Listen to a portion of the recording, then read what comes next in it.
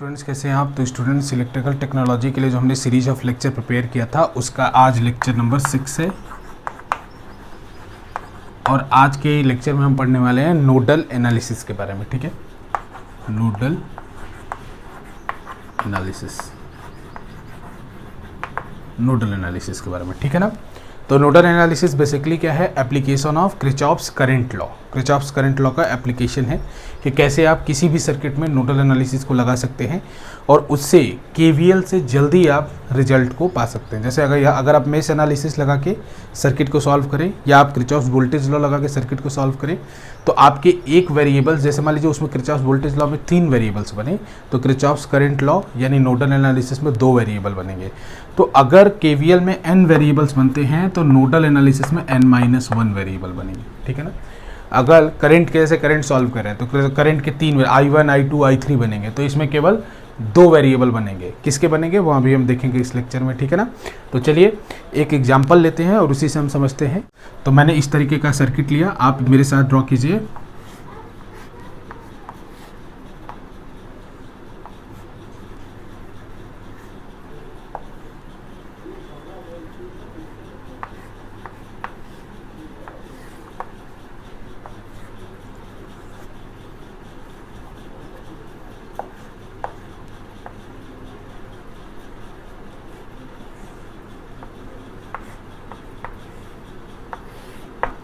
ठीक है, कुछ इस तरीके का सर्किट है।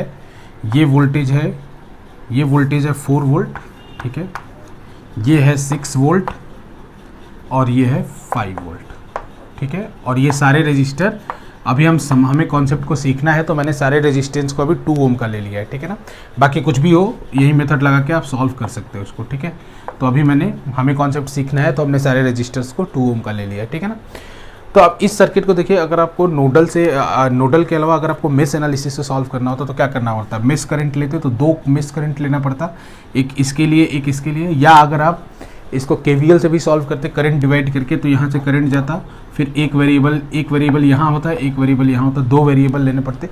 चाहे मेश करंट लेते या करंट डिवीजन करते ब्रांचेज में तो भी आपको 2 वेरिएबल लेने पड़ते। लेकिन मैं इसको नोडल से सॉल्व करके दिखा रहा हूँ और नोडल से सॉल्व करने पे मैंने आपको बताया कि अगर 2 वेरिएबल लेने पड़ रहे हैं केवीएल में तो यहाँ मुझे कितना वेरिएबल लेना पड़ेगा नोडल में, 1 वेरिएबल। देखिए कैसे। अब ये रही हमारी सर्किट। अब हमें नोडल एनालिसिस करना है तो हमें नोड देखने पड़ेंगे।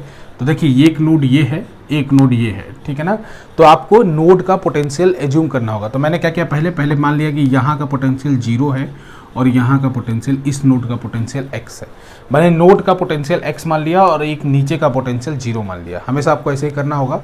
एक नोड का पोटेंशियल आपको मानना पड़ेगा, लेट करना पड़ेगा, क्योंकि ये दोनों ही नोड है इस सर्किट में। ठीक है ना। तो नोड का पोटेंशियल एज्यूम कर लिया। तो चलिए अब नोडल एनालिसिस लगाते हैं।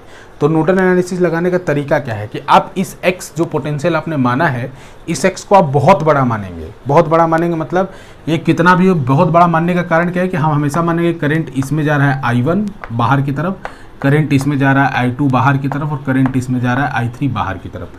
अब बोलोगे सर कि तीनों पॉइंट से तो करंट आपने बाहर निकाल दिया तो केसीएल सेटिस्फाई कैसे होगा। मैंने बोला कि न्यूमेरिकल के लिए हमारे इक्वेशन लिखने के लिए इजी है, बाकी अपने आप पॉजिटिव नेगेटिव आ जाएगा। ठीक है ना। तो आप क्या करो कि इसको मैंने मान लिया इस पॉइंट का पोटेंशियल, इसके बाद मैंने मान लिया कि हर तरफ करंट इससे I1, I2 और I3 निकल रहा है, मैंने ऐसा मान लिया। ठीक है ना। तो घबराइए मत, ये 3 वेरिएबल नहीं है, ये I1, I2, I3 लिखना बहुत ही आसान होगा, ये एक ही वेरिएबल में हो जाएगा। बस मैंने आपको समझाने के लिए बताया कि मैं मानूंगा कि ये x बहुत बड़ा है, बहुत बड़ा है। इसका कारण क्या होगा कि हमेशा इससे करंट आउटवर्ड डायरेक्शन, मतलब कोई भी पोटेंशियल इतना सफिशिएंट नहीं है कि वापस करंट भेज सके, यही हर पोटेंशियल तक करंट भेजेगा। बाकी मैं जानता हूँ मेरा एजम्पशन गलत है क्योंकि मैंने हमेशा करंट आउटवर्ड माना है ना। लेकिन कोई बात नहीं, वो सर्किट में सॉल्व करके नेगेटिव आ जाएगा। तो एक बात तो मैं समझता हूँ, अकॉर्डिंग टू केसीएल क्या है भाई, अकॉर्डिंग टू केसीएल एक बात मैं समझता हूँ किरचॉफ्स करंट लॉ से कि I1 plus I2 plus I3 must be equal to 0। I1, I2 और I3 का सम कितना होना चाहिए, 0 होना चाहिए, मुझे मालूम है केसीएल से। तो देखिए मैं I1 को लिखूं कैसे। तो देखो बच्चों, I1 को लिखना बहुत ही आसान है। ये 0 है तो एक बात सोचो, यहाँ भी 0 तो यहाँ का पोटेंशियल कितना होगा, यहाँ का पोटेंशियल 0 और इस बैटरी को जंप कर रहे हो तो कितना हो जाएगा 4 वोल्ट, क्योंकि अगर ये 0 है तो बैटरी कितने का पोटेंशियल डिफरेंस देता है, और ऐसे कनेक्टेड है तो +4 का देगा ऊपर की तरफ, यानी ये वाला पॉइंट जो है +4 वोल्ट हायर पोटेंशियल पे होगा इस वाले पॉइंट से। तो इस वाले पॉइंट का पोटेंशियल कितना है 0, तो इस वाले पॉइंट का पोटेंशियल कितना हो जाएगा 4 वोल्ट, यानी रजिस्टर के इस तरफ जो पोटेंशियल आ गया 4 वोल्ट। और रजिस्टर के इस रजिस्टर, देखिए हमें करंट निकालना है तो हम रजिस्टर की मदद से निकालेंगे करंट। हमें जब कभी भी करंट निकालना होगा रजिस्टर की मदद से निकालेंगे। तो देखिए रजिस्टर की मदद से करंट कब निकाल सकते हैं, जब रजिस्टर के दोनों तरफ हमको पोटेंशियल मालूम हो। अगर रजिस्टर के दोनों तरफ पोटेंशियल मालूम होगा तो हम पोटेंशियल डिफरेंस निकाल के इसके रजिस्टेंस से डिवाइड कर देंगे तो हमें करंट मिल जाएगा, ठीक है ना। तो अभी देखिए यहाँ पे ये वाला रजिस्टर के दोनों तरफ हमें पोटेंशियल मालूम हो गया, ये पोटेंशियल है 4 वोल्ट और ये पोटेंशियल कितना है x वोल्ट। x वोल्ट हमने माना है भाई, हमने एज्यूम किया x वोल्ट। तो मैंने माना था ये भी कि x इज लार्जर देन 4, तो इसका मतलब इसमें पोटेंशियल डिफरेंस कितना आएगा, इसमें पोटेंशियल डिफरेंस कितना आएगा, इस रजिस्टर के क्रॉस पोटेंशियल डिफरेंस कितना आएगा x -4। पोटेंशियल डिफरेंस कितना आएगा x -4। हायर वाले में से लोअर वाले को घटा दिया, तो हायर वाला कौन सा है x, हमने मान लिया है ऑलरेडी, और ये 4 वाला लोअर, तो इसमें करंट ऐसे फ्लो करेगा, तो ये वाला हायर है x -4। अब इसके बाद हमने क्या किया, x -4 हो गया पोटेंशियल डिफरेंस x -4। अब इसके बाद हमको क्या करना है, इसके रेजिस्टेंस से डिवाइड करना है, तो डिवाइड कर दिया 2, तो ये I1 की वैल्यू आ गई x -4 + 2 प्लस I2 की वैल्यू की बारी है। I2 की वैल्यू की बारी है, तो देखिए यहाँ पे फिर मुझे इस ब्रांच में रजिस्टर देखना पड़ेगा, इस ब्रांच में रजिस्टर देखना पड़ेगा, उसी की मदद से मैं क्या करूँगा, करंट निकालूंगा, ठीक है ना। तो देखिए यहाँ का पोटेंशियल है 0, तो यहाँ का पोटेंशियल कितना होगा 6 वोल्ट, क्योंकि भाई बैटरी पोटेंशियल डिफरेंस क्रिएट करती है, तो कितना क्रिएट करेगी, यानी ये वाला पॉइंट बैटरी का, इस वाला ये वाला पॉइंट बैटरी का 6 वोल्ट हायर पोटेंशियल पे होगा इस पॉइंट से। तो अगर ये 0 है तो इसका पोटेंशियल कितना होगा 6, ठीक है। अब देखिए यहाँ पे पोटेंशियल x और यहाँ पोटेंशियल 6, तो इस रेजिस्टेंस के क्रॉस पोटेंशियल डिफरेंस कितने का हुआ, x बड़ा है तो करंट ऐसे फ्लो करा, तो पोटेंशियल डिफरेंस कितना हुआ x -6 का, x -6, ठीक है ना। तो x -6 डिवाइडेड बाई रेजिस्टेंस कितना लिया मैंने 2, x -6 डिवाइडेड बाई 2।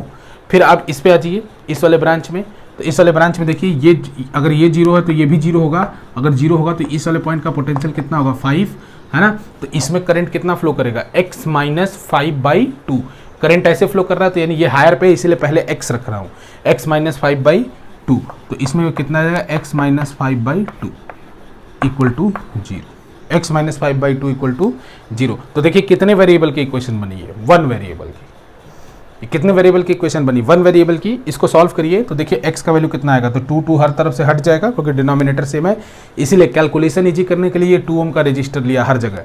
बाकी कुछ भी हो हम सॉल्व तो कर ही सकते हैं, एलसीएम लेना पड़ेगा, लेकिन हम समझ रहे थे कॉन्सेप्ट, तो एक सिंपल प्रॉब्लम लिया हमने, है ना। 2 हटा दीजिए तो कितना होगा 3x हो जाएगा, और इसको जोड़ेंगे -4 -6 -10 और -5 -15, तो कितना हो जाएगा 3x -15 equal to 0, 3x -15 equal to 0। तो x का वैल्यू कितना आ जाएगा, x का वैल्यू आ जाएगा 5 वोल्ट, x का वैल्यू कितना आ जाएगा 5 वोल्ट। अब एक बार बताओ मुझे, अगर x का वैल्यू 5 वोल्ट आ गया तो इस ब्रांच में करंट I1 की वैल्यू कितनी हो जाएगी, I1 की वैल्यू हो जाएगी x -4/2। तो I1 की वैल्यू कितनी हो जाएगी, I1 की वैल्यू कितनी हो जाएगी बताओ, x -4/2, यानी x की वैल्यू कितनी है 5 -4/2, तो I1 की वैल्यू कितनी हो जाएगी 1/2 एम्पियर। आ गया ना डायरेक्ट। अब देखो दूसरा, I2 की वैल्यू कितनी होगी x -6/2, तो I2 की वैल्यू निकालें तो I2 की वैल्यू कितनी होगी 5 -6/2। देखो x की जगह 5 रख दिया, x की जगह 5 रख दिया -6/2, तो ये कितना आया -1/2। -1/2 आने का मतलब क्या है, -1/2 आने का मतलब क्या है कि यहाँ करंट ऐसे नहीं जा रहा होगा, करंट रिवर्स में जा रहा होगा, उल्टा जा रहा होगा, ठीक है ना। अब थर्ड वाले को देखो, I3 की वैल्यू कितनी होगी, तो I3 की वैल्यू होगी कितनी, देखो I3 की वैल्यू होगी 5 -5 डिवाइडेड बाई 2, यानी कितना आएगा 0। 5 - 5 कितना आएगा 0, तो यानी I3 करंट 0 होगा। तो इसमें हमें देखने में क्या मिल रहा है कि करंट कैसे फ्लो कर रहा होगा, तो करंट फ्लो कर रहा होगा I1 की वैल्यू, यानी करंट ऐसे फ्लो कर रहा होगा 1/2 करंट, 1/2 एम्पियर का करंट ऐसे फ्लो करके ऐसे इधर सर्किट में जा ही नहीं रहा होगा, इधर सर्किट में जा ही नहीं रहेगा, ठीक है ना। ये इस तरीके से सोल्यूशन से इत्तेफाक से 0 निकला, लेकिन बाकी केसेस में आपको इसकी वैल्यूज़ भी आ जाएगी, समझ में आया। तो यहाँ से देख सकते हैं आप बच्चे कि अगर KVL में हमारे पास 2 इक्वेशन बन रही थी, तो यहाँ पे हम एक ही इक्वेशन से इसके आंसर तक पहुँच गए, ठीक है ना। तो इसको आप नोट कर लीजिए। फिर एक और प्रॉब्लम लेते हैं जिसमें हम देखेंगे कि KVL में जहाँ कितने बनते, 3 इक्वेशन बनते, उसको हम 2 इक्वेशन से कैसे सॉल्व कर लेंगे। तो इसको नोट कर लीजिए, फिर अगले प्रॉब्लम पे अपने चलते हैं। चलिए बच्चों, सर्किट बनाइए आप। तो सर्किट बनाइए।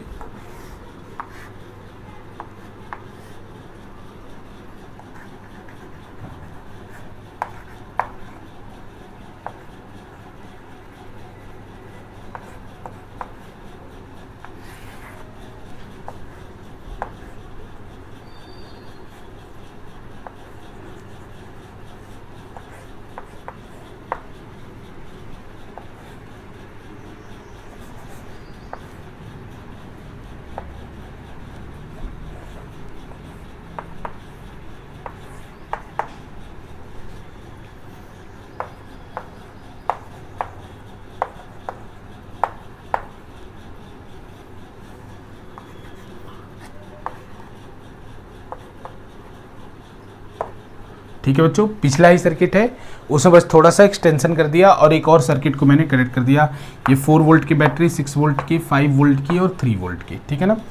अब देखो बच्चों, अगर मुझे इसको KVL या मेश एनालिसिस से सॉल्व करना होता, तो देखो मेश एनालिसिस सॉल्व करना होता तो 3 मेश करंट लेने होते। कौन कौन से? ये 3 मेश बन रहा है, 3 मेश करंट लेने होते। अगर आप करंट डिवीजन भी करते KVL से तो भी आपको 3 वेरिएबल्स मिलते ही मिलते, ठीक है ना। तो यानी 3 वेरिएबल्स। अब मैं आपको यहाँ दिखाने वाला हूँ बच्चों कि आप इसी क्वेश्चन को 2 वेरिएबल से सॉल्व कर सकते हो नोडल एनालिसिस का यूज करके। अगर आप नोडल एनालिसिस का यूज करो तो इसको 2 वेरिएबल से सॉल्व कर सकते हो। कैसे? तो देखो यहाँ पे देखो पहले कितने नोड हैं। एक नोड है ये और एक नोड है ये, तो यानी यहाँ हमको 2 बार नोडल एनालिसिस लगानी पड़ेगी, ठीक है ना। तो मैंने मान लिया इस नोड का पोटेंशियल x है और इस नोड का पोटेंशियल y है। पिछले केस में एक ही नोड था तो एक ही नोड का पोटेंशियल x माना, और इसके नीचे वाले पॉइंट का पोटेंशियल 0, तो ये भी हो गया 0 और ये भी हो गया 0। तो ये सारे पोटेंशियल कैसे हो गए? 0। अगर नीचे का पोटेंशियल मैंने 0 माने तो सारे के सारे पोटेंशियल कैसे हो गए? 0। आप किसी भी सर्किट को सॉल्व कर सकते हो, कोई दिक्कत नहीं है इससे। ऐसा नहीं है कि ऐसा मिलेगा तभी आप सॉल्व कर पाओगे।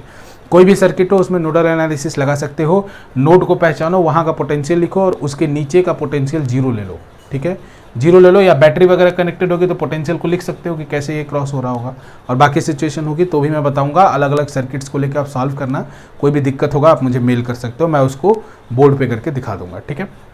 देखो जब मैं इस नोड पे नोडल एनालिसिस लगाऊंगा तो इस x को मैं बहुत बड़ा मानूंगा, और जब इस पे लगाऊंगा तो इस y को बहुत बड़ा मानूंगा। तो जैसे प्रीवियस हमारे एग्जाम्पल में आपने करंट को लिखा था, वैसे अब इस एग्जाम्पल में आप करंट को लिखिए। तो भी x है, तो x को अगर मैंने बहुत बड़ा माना तो इससे करंट हमेशा ऐसे ऐसे और ऐसे जाएगा, आउटवर्ड डायरेक्शन में, है ना। नो डाउट इनवर्ड जाएगा, है ना, अदरवाइज KCL गलत हो जाएगी। लेकिन अभी कैलकुलेशन इजी करने के लिए मैं हमेशा आउटवर्ड मान लूँगा, ताकि मेरी इक्वेशन में मुझे प्लस माइनस का दिक्कत ना हो कि इनवर्ड आ रहा है तो प्लस लो, आउटवर्ड जा रहा है तो माइनस लो, अपने आप वो प्लस या माइनस आ जाएगा, ठीक है ना। तो चलो इस करंट को लिखते हैं कि इस ब्रांच में करंट को लिखते हैं। तो कैसे लिखोगे इस ब्रांच में करंट? तो भाई अगर करंट लिखना है तो रजिस्टर के हेल्प से करंट लिखेंगे। तो रजिस्टर के हेल्प से अगर करंट लिखना है तो रजिस्टर के दोनों तरफ का पोटेंशियल चाहिए। तो देखो यहाँ का पोटेंशियल 0, तो यहाँ का पोटेंशियल कितना हो जाएगा? 4। यहाँ का पोटेंशियल कितना है? x। तो इसमें करंट कितना फ्लो करेगा? x minus 4/2, x minus 4/2। Similarly देखो यहाँ 0, पिछले क्वेश्चन में भी हमने ऐसा किया था, यहाँ का 6, तो यहाँ में करंट कैसे फ्लो करेगा? Plus x minus 6/2, x minus 6/2। Similarly यहाँ पे देखो, सिमिलरली यहाँ पे देखो इस ब्रांच में, भाई यहाँ से तो 3 ही ब्रांच निकल रही है ना, एक इधर एक इधर एक इधर, तो इन दोनों ब्रांच में हमने लिख ली। अब इसकी बारी, तो इसकी बारे में देखो, तो जब मैं x पे नोडल लगा रहा हूँ तो x को बहुत बड़ा मानूंगा। इसी तरह जब y पे नोडल लगाऊंगा तो y को बहुत बड़ा मानूंगा। तो अभी मैंने x को बड़ा माना है तो मेरा करंट आउटवर्ड डायरेक्शन में जा रहा होगा। तो कितना करंट जा रहा होगा? x बड़ा है तो इसके क्रॉस पोटेंशियल डिफरेंस कितना होगा? x माइनस वाई, क्योंकि यहाँ इस नोड का पोटेंशियल x है, इस नोड का पोटेंशियल y है, और मैं इसको बड़ा मान रहा हूँ तो करंट ऐसे जाएगा, कितना जाएगा? x minus Y. ये हो गया potential difference divided by resistance, कितना हो गया? 2 ओम, ठीक है ना। तो अब इसको इक्वल टू 0 कर दो। अब इस इक्वेशन को सॉल्व कर लो, एक इक्वेशन बनाओ सिंप्लीफाई करके। तो इसका इक्वेशन क्या बनेगा? x 3x minus 4 minus 10 3x, पहले y लिख लो, minus y is equals to 10। देख लो -10 था, उधर जाएगा 10 हो जाएगा। तो पहली इक्वेशन तो ये बन गई, ये इक्वेशन नंबर 1। ठीक है, अब चलो इस नोड पे करंट एनालिसिस लगाओ या नोडल एनालिसिस लगाओ इस नोड पे। तो जब इस नोड पे लगाओगे तो इस y को बहुत बड़ा मानोगे, इस y को बहुत बड़ा मानोगे। अगर इस y को बहुत बड़ा मानोगे तो करंट कैसे फ्लो कर रहा होगा, इसकी वजह से ऐसे ऐसे ऐसे। फिर कहोगे सर पिछले केस में तो आपने अंदर इधर की तरफ लिया। हाँ ठीक है, लेकिन जब मैंने आपको बताया था कि जब इस नोड पे आप पोटेंशियल लगाओगे, नोडल एनालिसिस लगाओगे तो इसका पोटेंशियल बड़ा मानोगे, इस पे लगाओगे तो इसका पोटेंशियल बड़ा मानोगे। इससे आपको लगाने में आसानी होगी। बाकी आप इधर भी मान सकते हो करंट, आपको माइनस लिखना होगा, इक्वेशन सेम आएगा। आप मानना चाहो तो ऐसे ही मान सकते हो, लेकिन इजी के लिए मैं मान रहा हूँ कि हमेशा जिस नोड पे लगाऊंगा उससे करंट आउटपुट आपको ऐसे ही मानना चाहिए, आपका कैलकुलेशन। बाकी अगर आप इक्वेशन लिखो, इधर आप अंदर आ रहा तो इसको माइनस साइन के साथ लिखना पड़ेगा आपको, तो इक्वेशन सेम बनेगी। तो हम क्यों नहीं इजी कॉन्सेप्ट सीखें, तो हमेशा आप वाई से मानो कि आउटवर्ड डायरेक्शन में करंट फ्लो कर रहा है। तो देखो इसका इक्वेशन लिखो, तो ये y बड़ा x छोटा, तो करंट अब की बार मैं ऐसे मानूंगा क्योंकि y पे नोडल लगा रहा हूँ तो y को बड़ा मानूंगा। तो यहाँ पे इक्वेशन क्या बना, y minus x by two. इस ब्रांच में करंट आ गया। अब इस ब्रांच की बारी, तो अगर ये 0 है, ये 5 है, तो ये 5 वोल्ट का बैटरी है, तो यहाँ का पोटेंशियल कितना होगा 5। तो यहाँ पे इक्वेशन कितनी बनी, यहाँ पे इक्वेशन बनी y minus 5/2, y minus 5/2। Potential difference हुआ y माइनस 5 और रेजिस्टेंस है 2 ओम का, तो y माइनस 5/2। अब यहाँ की बात, तो यहाँ का पोटेंशियल 0, तो यहाँ का पोटेंशियल होगा 3। तो यहाँ इक्वेशन कितना बनेगा, y minus 3/2 plus y minus 3/2, y minus 3/2 equal to 0। अब देख लो इसका इक्वेशन, इसको सिंप्लीफाई करो, कितना होगा 3y माइनस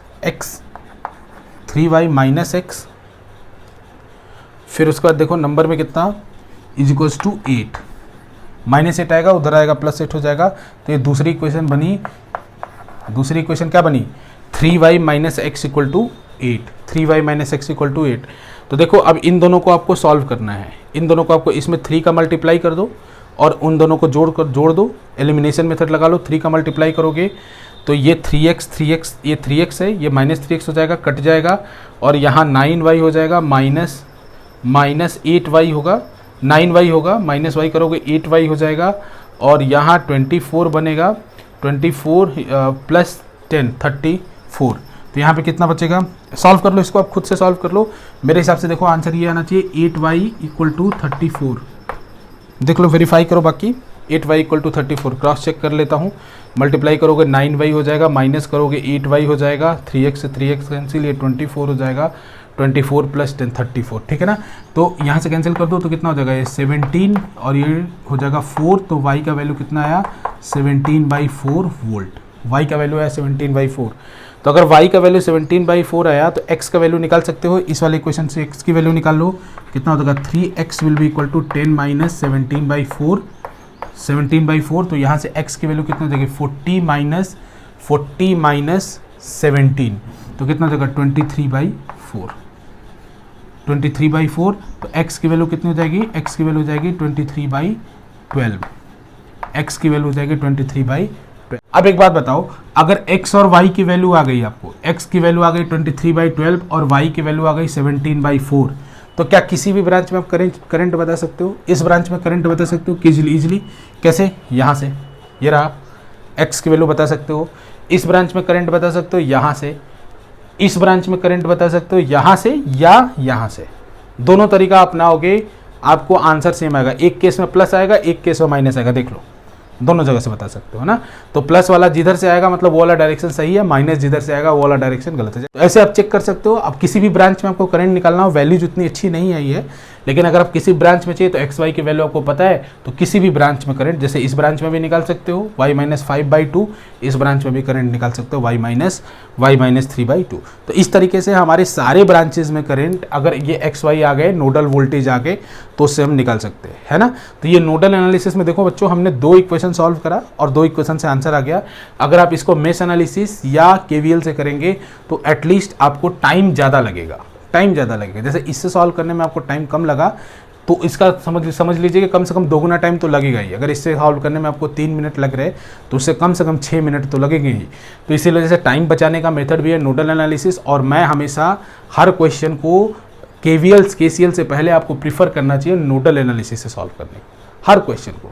अगर आप नोडल से सॉल्व कर पा रहे हैं क्वेश्चन, तो क्वेश्चन आपके काफ़ी आसान होंगे और इजीली आप उनको सॉल्व भी कर पाएंगे, ठीक है ना। तो बच्चों लास्ट क्लास में हमने एक प्रॉब्लम देखा था, देखते हैं उस प्रॉब्लम को नोडल एनालिसिस से कैसे सॉल्व करेंगे, ठीक है ना। तो कुछ ऐसा प्रॉब्लम था, ये 6 वोल्ट की बैटरी थी, यहाँ पे 2 ओम का रजिस्टर था, ठीक है।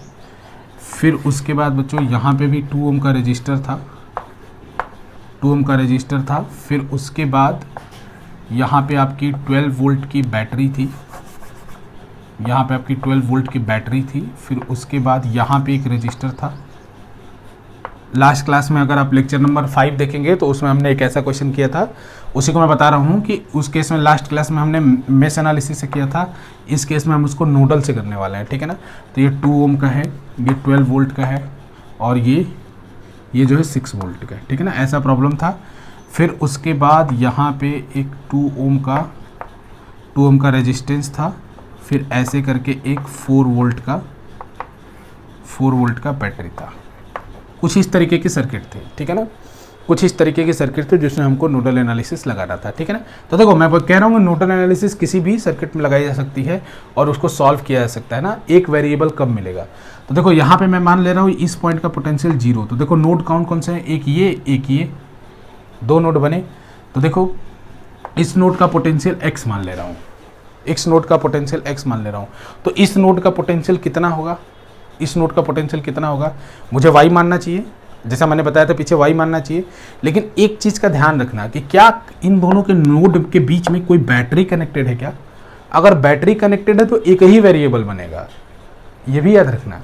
अगर बैटरी कनेक्टेड है तब तो आपका क्वेश्चन और आसान हो गया, क्योंकि एक ही वेरिएबल बनेगा। कैसे, अगर देखो अगर इस पॉइंट का पोटेंशियल x है तो इस पॉइंट का पोटेंशियल कितना होगा। देखो ये बैटरी कितने का पोटेंशियल डिफरेंस क्रिएट करती है, 12 का। तो यहाँ का पोटेंशियल x + 12 हो जाएगा।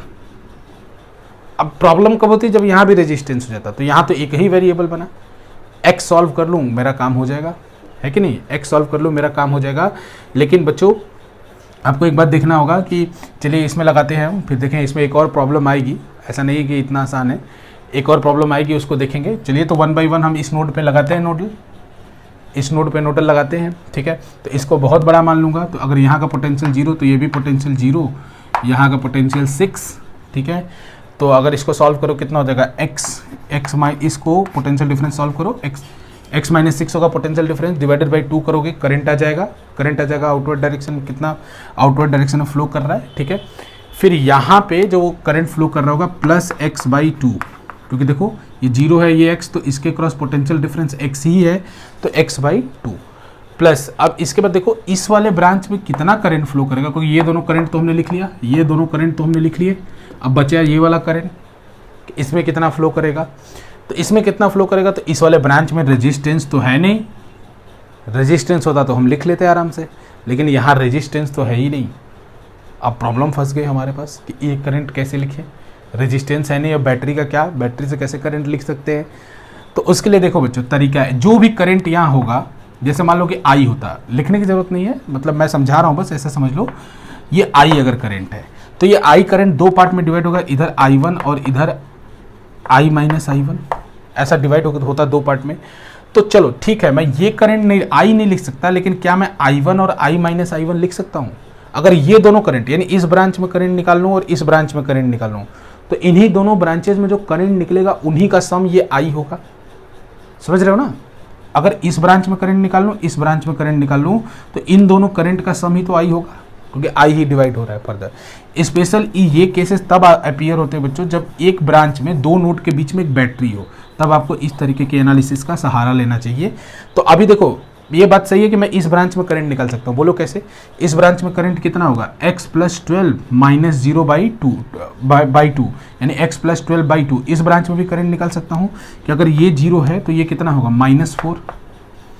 अगर ये 0 है तो ये कितना होगा, -4। तो यहाँ पे पोटेंशियल डिफरेंस निकालो, इसके क्रॉस कितना होगा, x + 12 - -4, तो कितना हो जाएगा, x + 16 पोटेंशियल डिफरेंस निकालना है इसके क्रॉस, तो ध्यान से देखना, यहाँ -4 है तो x + 12 -4 तो कितना हो जाएगा x + 16। तो इसमें करंट आएगा x + 12/2 और इसमें करंट आएगा x + 16/2। तो अगर उन दोनों करंट को मैं ऐड करूं तो ये I मिल जाए। तो मुझे I लिखना था, तो I की जगह मैं क्या लिख दूं, I की जगह मैं लिखूं x + 12/2 प्लस x + 16/2। ये तरीका याद रखना बच्चों, ये तरीका आपको तब अप्लाई करना होगा जब किसी न किसी ब्रांच में दो नोड के बीच में जब आपको बैटरी मिल जाए, अकेली बैटरी मिल जाए, तो उस केस में आपको तरीका याद रखना है कि आपको करंट को इस तरह से लिखना होगा, आगे बढ़ के थोड़ा करंट आपको लिखना होगा ताकि दोनों का सम जो है ये होगा। अब यहाँ से देखो इसको सॉल्व कर सकते हो अब आराम से, 2 हट जाएगा हर जगह से, तो देखो कितना आएगा 4x आ जाएगा। 4x के बाद देखो -6 + 12 + 28 और माइनस, तो आ जाएगा 4x - 22।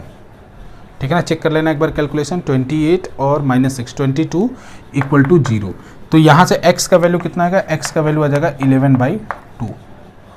x का वैल्यू आ जाएगा 11/2। अगर x का वैल्यू 11/2 आ गया तो सारे ब्रांचेस में करंट बता सकते हो, इसमें बता सकते हो कितना होगा, x - 6/2, x की वैल्यू डाल दो 11/2, इस ब्रांच में करंट आ जाएगा। इस ब्रांच में करंट बता सकते हो डायरेक्ट, x की वैल्यू है 11/2 तो इस ब्रांच में करंट कितना होगा 11/4 एम्पियर। इसमें बता सकते हो इस ब्रांच में करंट, तो उससे पहले इस ब्रांच में करंट निकाल लो। इस ब्रांच में करंट कैसे निकालो, x + 12/2, इस ब्रांच में करंट निकालो x + 16/2, x की वैल्यू मालूम है हमको। अब इन दोनों करंट का सम कर दोगे तो इस ब्रांच का करंट आ जाएगा। ठीक है ना, तो इस तरीके से देखो हमने सर्किट सॉल्व कर लिया, इसको भी और सारे ब्रांचेस के करंट को डिटरमाइन कर लिया। ठीक है ना, तो नोडल एनालिसिस से देखो, नोडल एनालिसिस से ये डिफिकल्ट इस तरीके की सर्किट है, कितनी भी डिफिकल्ट सर्किट है आगे, है ना, तो आपको KVL KCL से पहले, हमेशा मेरा मानना रहता है कि KVL KCL से पहले नोडल एनालिसिस प्रीफर करना चाहिए और नोडल को ही आपको अपना फेवरेट बनाना चाहिए, नोडल को ही फेवरेट बनाना चाहिए, क्योंकि नोडल एनालिसिस से क्वेश्चन जल्दी होते हैं। तो हमारे पास कॉम्पिटिटिव एग्जामिनेशन में हमारे पास टाइम इज़ द की। ठीक है ना, तो उम्मीद है आपको ये लेक्चर पसंद आया होगा। नेक्स्ट लेक्चर में हम आगे बढ़ेंगे, सुपरपोजिशन, नॉर्टन, ये सब थ्योरम्स के बारे में पढ़ेंगे हम। ठीक है ना।